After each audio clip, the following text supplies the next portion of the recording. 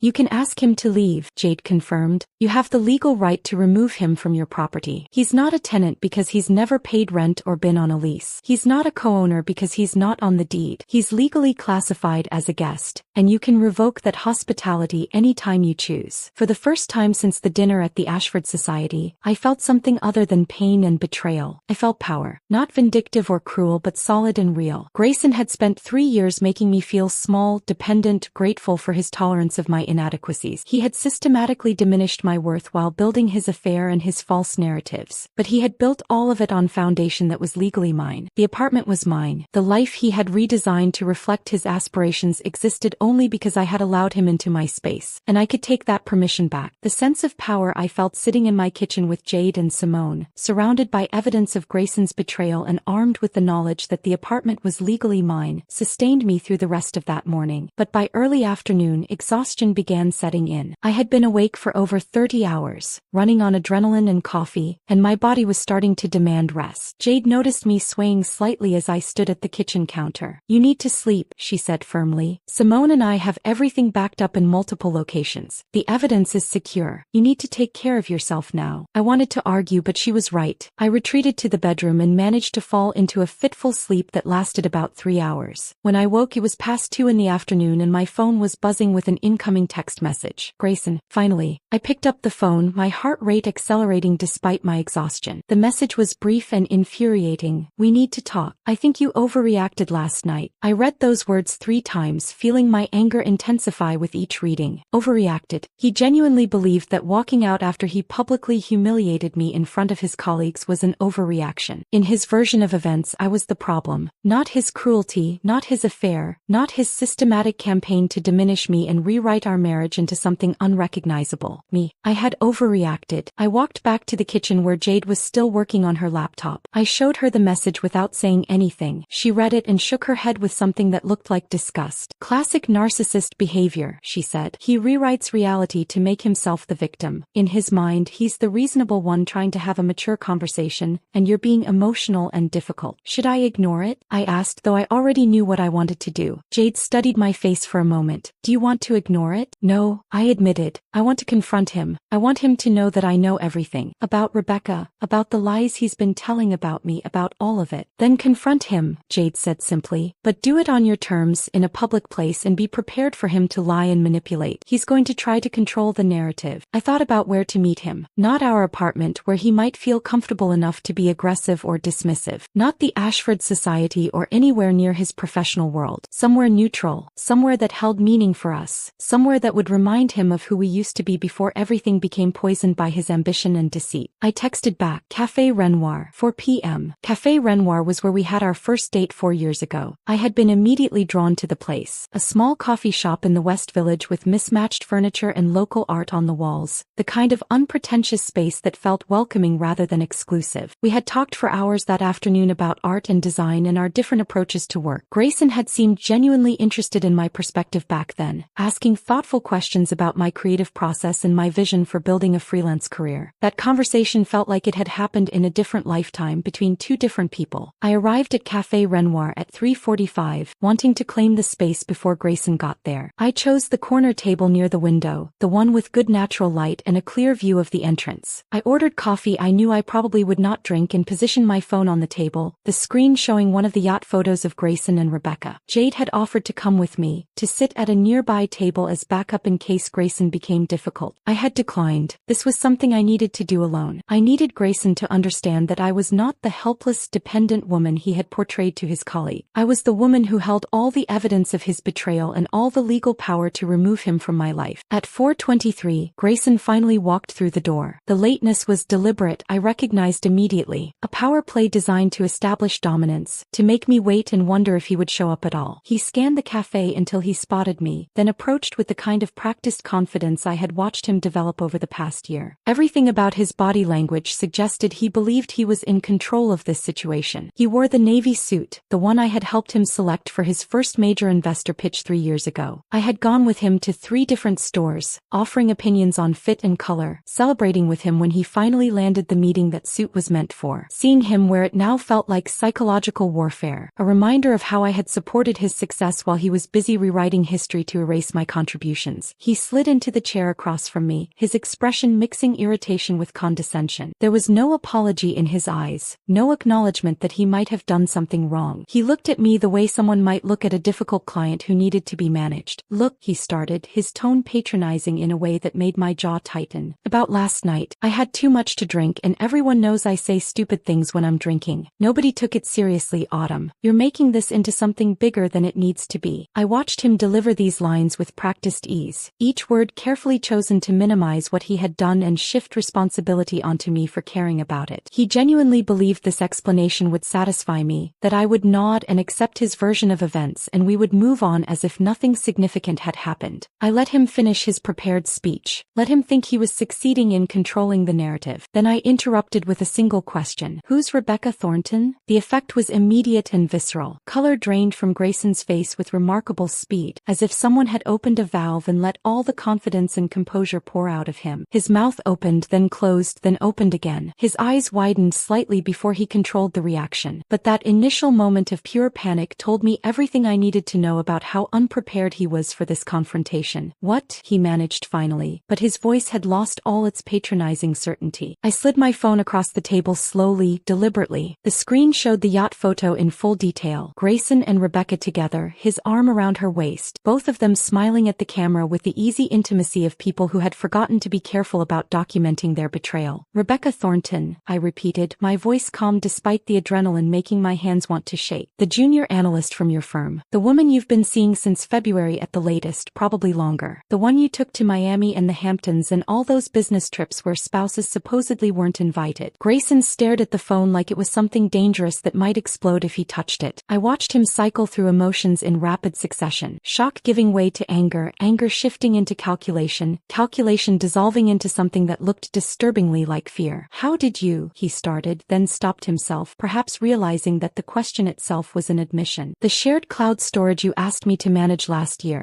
I said, leaning back in my chair and feeling a surge of power I had not experienced in years.